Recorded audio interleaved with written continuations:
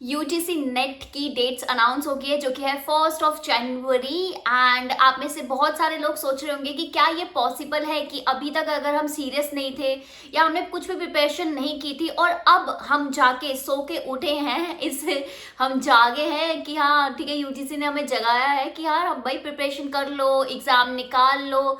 तो क्या ये पॉसिबल है कि 30 डेज में हो पाएगा? एंड आप ये भी सोच रहे होगे कि अभी तो 35 डेज है तो मैं 30 डेज क्यों बोल रही हूँ, बिकॉज ये जो 40 डेज स्ट्रेटेजी 30 डेज स्ट्रेटेजी आती है एंड एग्जैक्ट जब 30-40 डेज रहते हैं तो वो एक ना स्कैम लगता है। मुझे लगता है कि कोई भी स्ट्रेटेजी को इम्प्लीमेंट कराने के लिए हमारे पास 2-3 दिन होने चाहिए और 1-2 दिन हमारे पास बफर डेफिनेटली होना चाहिए कि 1-2 दिन वेस्ट होता ही है। फिर हम सोचते हैं कि यार 30-40 दिन में हो जाएगा, फिर वो दिन वेस्ट हो जाते हैं, फिर हमें और टेंशन होती है। एंड ऊपर से ये कि पेपर 1 जो सब लोग बोलते हैं कि यार मेरा सिलेक्शन क्यों नहीं हुआ क्योंकि पेपर 1 नहीं आता था, तो पेपर 1 को इस लास्ट के 30 दिन में कितना वेटेज देना है और पेपर 2 को कितना वेटेज देना है। तो क्या कोई कॉम्प्रिहेंसिव प्लान है कि मैं पेपर 1 और पेपर 2 बैलेंस कर लूं with PYQ with mock test?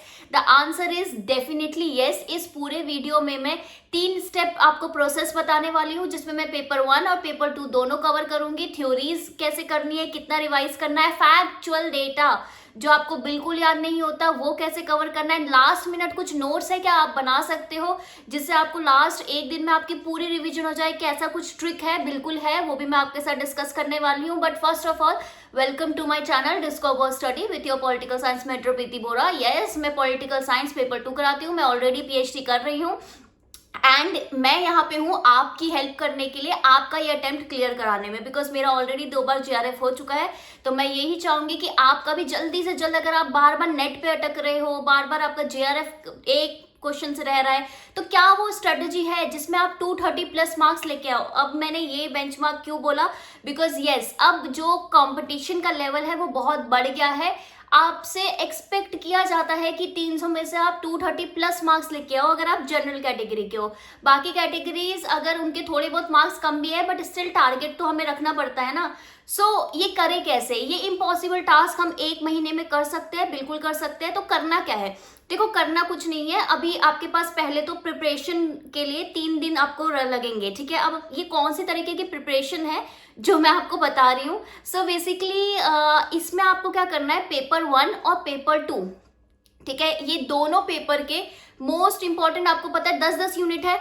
अब इस 10-10 यूनिट में ऐसा तो है नहीं कि सब कुछ बार बार आता है, कुछ क्वेश्चन ऐसे होते हैं जो आउट ऑफ कंटेक्स्ट होते हैं या फिर जो क्वेश्चन बाकियों को नहीं आ रहे होते तो वो आपको भी नहीं आएंगे, ठीक है। तो उन क्वेश्चन से ना तो डरना है ना उन क्वेश्चन से घबराना है, ठीक है। सो हमें क्या करना है, हमें per unit 10 core topics prepare करने हैं, ठीक है ना। पर यूनिट 10 कोर टॉपिक्स हमें प्रिपेयर करने हैं। अब ये कैसे करना है?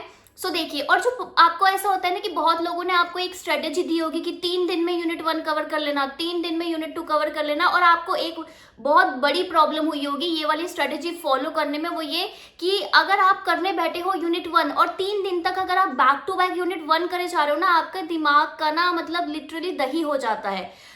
इस सिचुएशन में क्या करना है? देखिए, पहले पेपर 1 जो 3 दिन की प्रिपरेशन है उसमें क्या करना है, एक दिन बैठ के पेपर 1 के हर एक यूनिट वाइज 10-10 कोर क्वेश्चंस आप निकाल लीजिए, कोर टॉपिक्स निकाल लीजिए।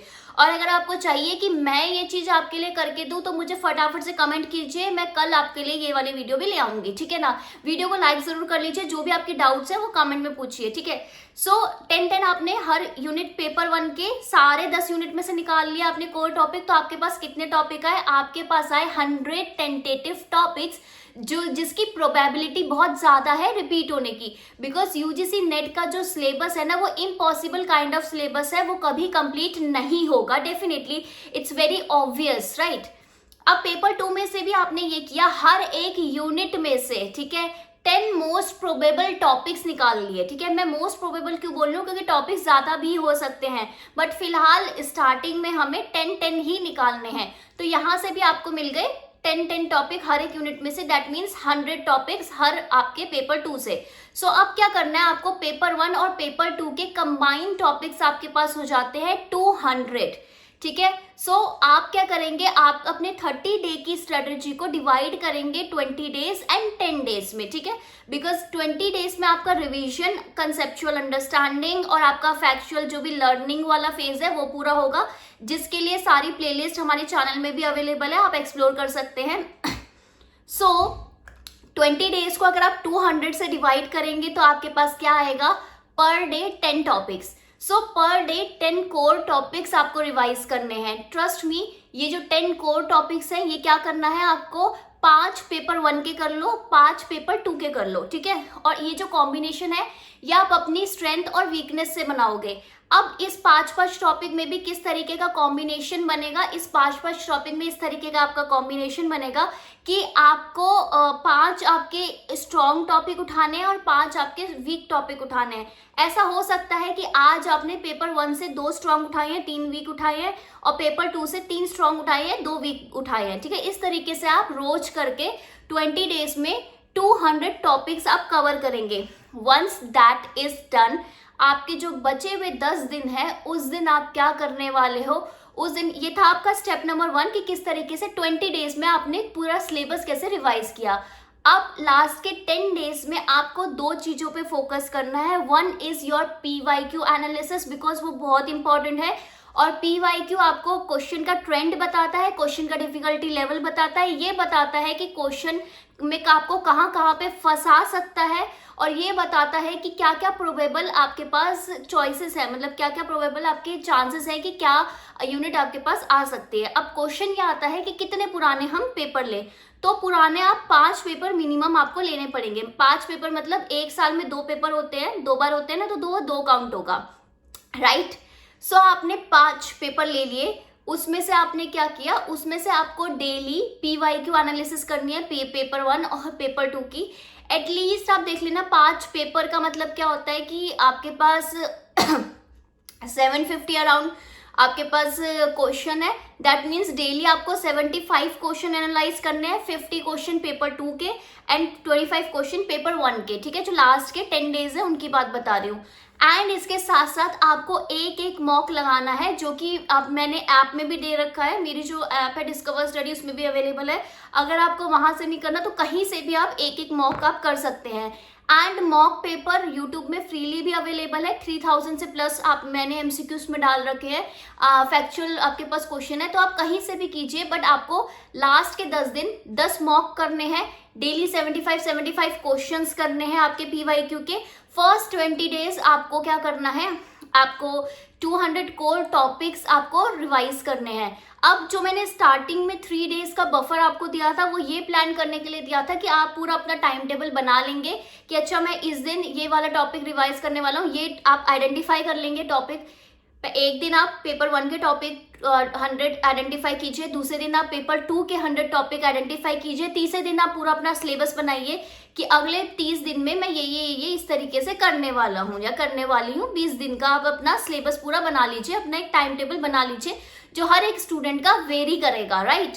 एंड लास्ट के मैंने 2 दिन बफर इसलिए दिया क्योंकि एग्जाम से मैं हमेशा बोलती हूँ 2 दिन पहले आप ये सारी चीजें खत्म कर दीजिए। और जो आप जब रिवाइज कर रहे थे तो आपने कुछ फैक्ट लिखे होंगे ना, जो मतलब जो याद करने वाले होते हैं बुक वगैरह ये सब, उसको एक दोबारा आपको रिवाइज करना है। ये है आपका 3rd स्टेप, बिकॉज आप भूल जाओगे। लेकिन अगर आपने जस्ट एग्जाम से 1 दिन पहले या 2 दिन पहले पढ़ा है, रिवाइज किया है सारी बुक की क्रोनोलॉजी, ठीक है, एक बार और सारे ईयर या जो भी फैक्चुअल डेटा होता है, लास्ट के 2 दिन सिर्फ उस पर फोकस करना है। अगर आपने इस तरीके से आपने प्लानिंग की है तो डेफिनेटली आपका हो सकता है एग्जाम क्लियर। एग्जाम इतना मुश्किल नहीं है, बट एग्जाम डेफिनेटली स्ट्रेटेजिक है, स्मार्ट स्ट्रेटेजी लगेगी इसमें।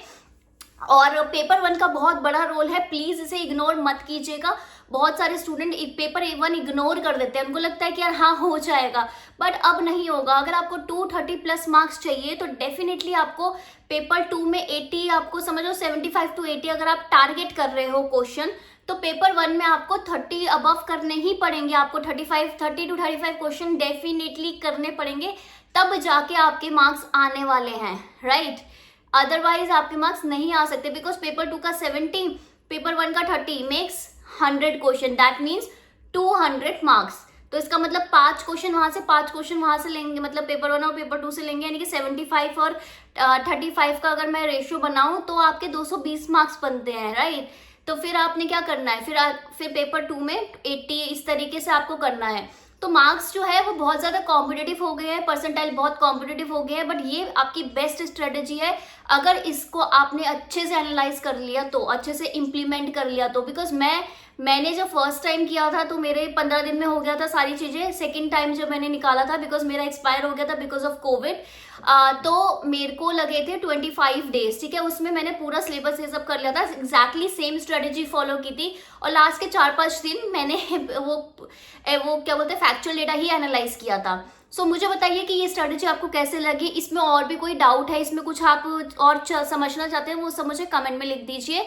बट मैं आपको यही बोलूंगी कि पेपर 1 को इग्नोर मत कीजिए, पेपर 1 और पेपर 2 को साथ में लेके चलिए, सेम यूनिट के सेम टॉपिक रोज मत कीजिए, बोर हो जाएंगे, कुछ नहीं होगा, कुछ समझ नहीं आएगा, ठीक है। टॉपिक वाइज अलग अलग यूनिट में से भी 5 टॉपिक आप ले सकते हो, वो आपके लिए बहुत ही ईजी होगा और बहुत ही डुएबल होगा, राइट। सो चलिए मिलते हैं नेक्स्ट वीडियो में, तब तक के लिए इस वीडियो को लाइक कीजिए, चैनल को सब्सक्राइब कर लीजिए, और कोई भी डाउट हो तो मैं यहाँ पे हूँ, चाहे वो PhD से रिलेटेड हो, चाहे वो असिस्टेंट प्रोफेसर के एग्जाम से रिलेटेड हो, चाहे वो ये एग्जाम से रिलेटेड हो, PGT सेट, कोई भी एग्जाम से रिलेटेड हो, मैं आपकी हेल्प के लिए यहाँ पे हूँ। सो कॉन्टैक्ट कीजिए बस, ठीक है। Bye bye, all the best.